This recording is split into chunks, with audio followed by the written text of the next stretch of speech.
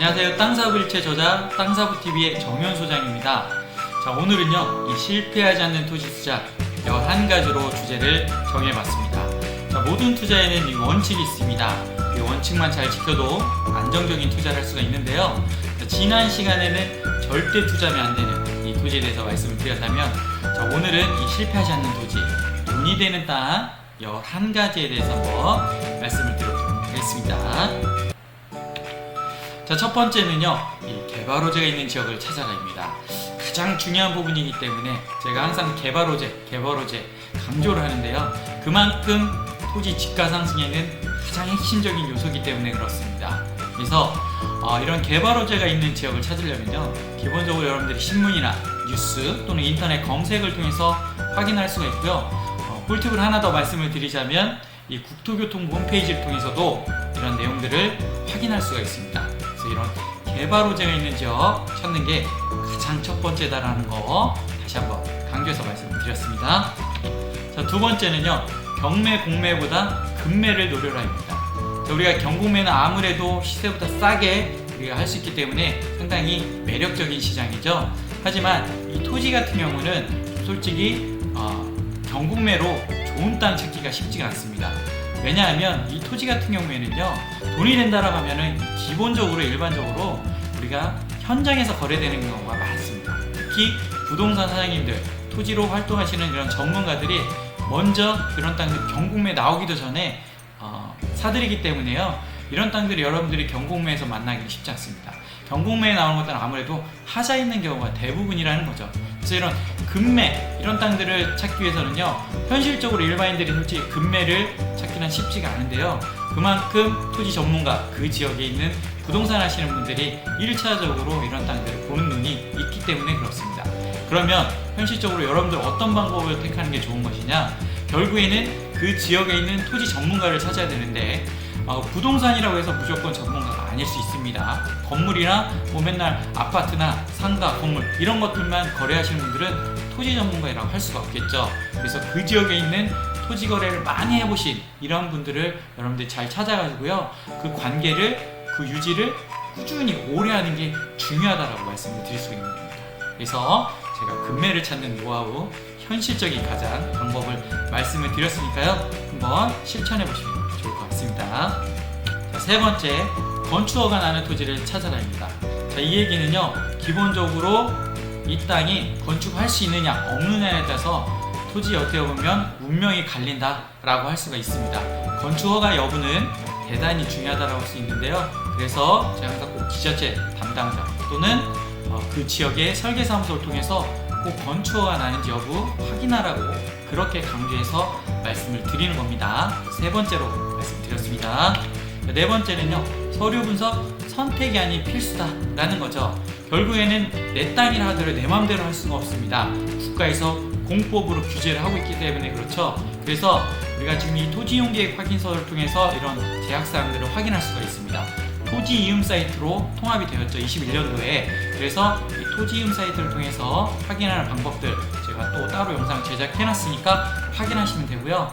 그 다음에 등기부 등본이나 토지 대장 이런 것도 열람을 해봐야 됩니다. 소유권 관계, 뭐 이제 근저당, 뭐 대출은 받아서 뭐 이런 것들 내용들을 확인해야 되기 때문에 기본적으로 대법원 인터넷 등기소 정부24를 통해 확인하면 됩니다. 그래서 이 등기부 등본에 근저당이 설정이 되어 있느냐 또는 상속받은 토지냐 이런 거에 따라서 시세보다 저렴하게 또는 급매로 나올 가능성이 높습니다. 결국에는 빚을 주고 어떻게 보면 땅을 샀죠.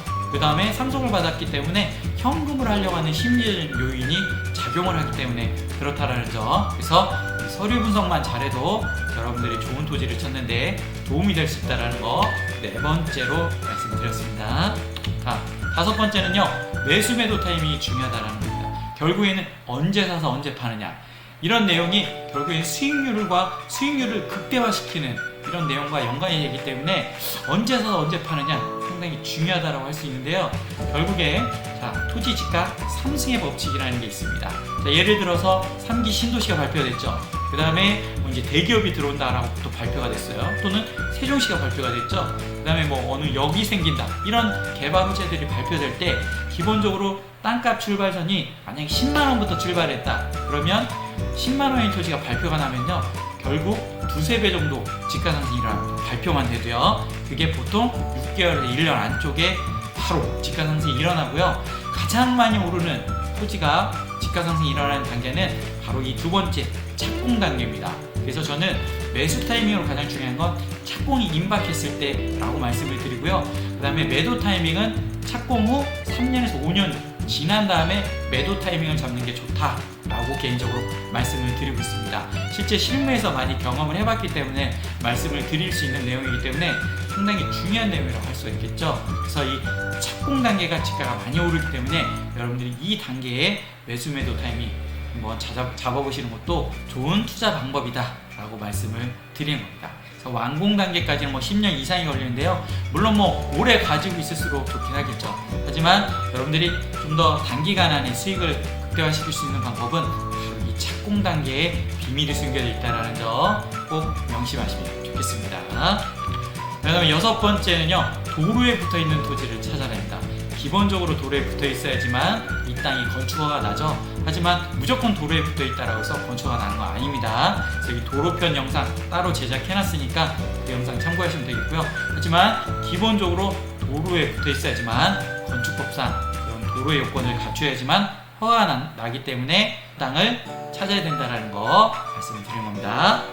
자, 그 다음에 7번째는요, 용도 지역에서 자연녹지, 생산녹지, 계획관리, 생산관리에 투자하라 라는 겁니다.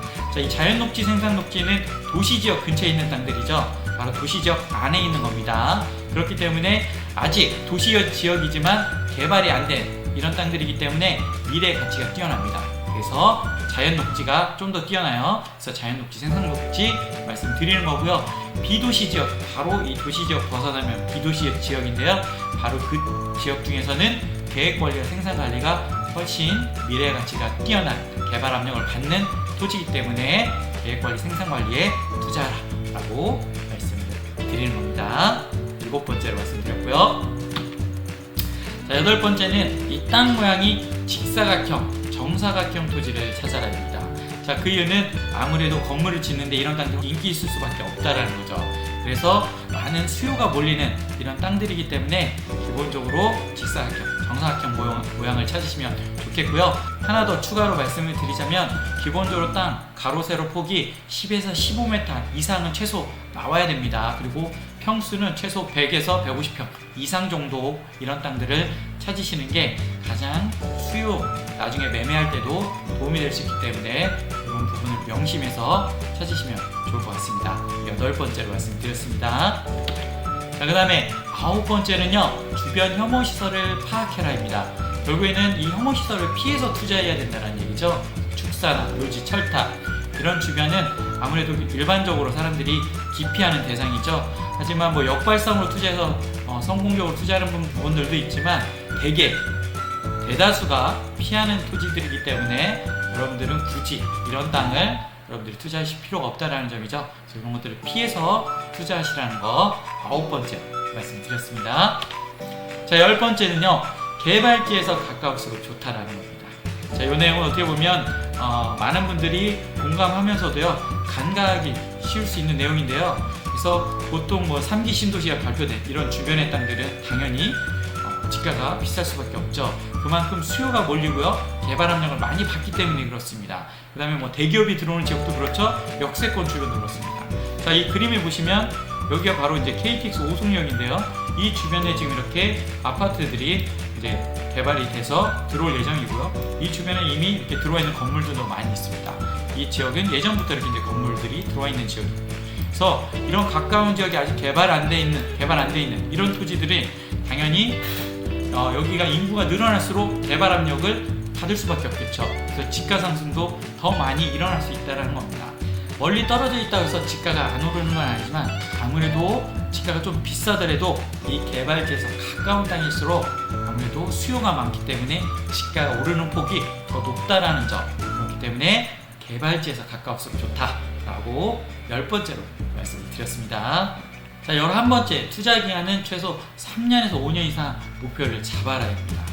자, 짧은 기간 안에 이 토지 투자를 잡고 하시는 분들은요, 상당히 리스크가 클 수가 있습니다. 세금적인 측면부터 여러 가지 문제점이 발생이 되기 때문에요, 여러분들 특히 소액 투자로 토지 투자에 접근하시는 분들이요, 기간, 이런 시간을 잘 활용하셔서 이 레버리지 효과 이런 걸 극대화시켜서 투자 수익을 낼 수가 있습니다. 그래서 토지는요, 제가 지금 말씀드린 10가지 말씀을 드렸잖아요. 이런 걸 기준으로 잘 여러분들이 매수를 하셨다면 크게 걱정하실 필요가 없습니다. 그렇기 때문에 5년, 10년 이상 보셔도 오히려 토지는 묻어둘수록 돈이 된다는 얘기가 있습니다.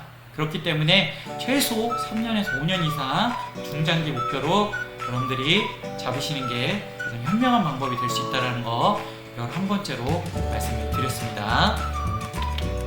자, 이렇게 해서 돈이 되는 땅 11가지에 대해서 말씀을 드렸는데요. 오늘 말씀드린 이 11가지를 유념하셔서 여러분들이 실제 투자하는 데 실무에 적용을 하신다면 안정적으로 성공적인 투자할 수 있다는 점 자신있게 말씀을 드리니까요, 이런 내용들 꼭 유념하셔서 투자하시면 좋겠습니다. 자, 오늘 영상 도움이 되셨다면 구독, 좋아요, 알람 설정 부탁드리고요. 궁금하신 내용 유튜브 댓글로 남겨주시면 답변 드리도록 하겠습니다. 다음에 또 좋은 영상으로 찾아뵙겠습니다. 끝까지 시청해주셔서 감사합니다.